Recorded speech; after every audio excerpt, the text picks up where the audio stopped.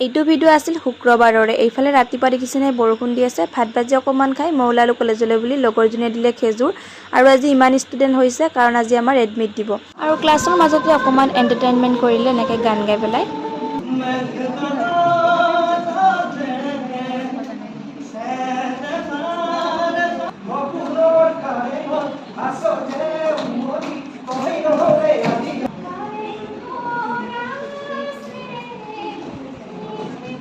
আৰু আমাৰ কলেজৰ পৰিৱেশটো অকণমান দেখাই দিলোঁ। চাৰিওফালে সেউজীয়া আৰু ময়ো অকণমান ভিডিঅ' এটা কৰি দিলোঁ যিহেতু ইমান বেছি এটা ভাল লাগিছে।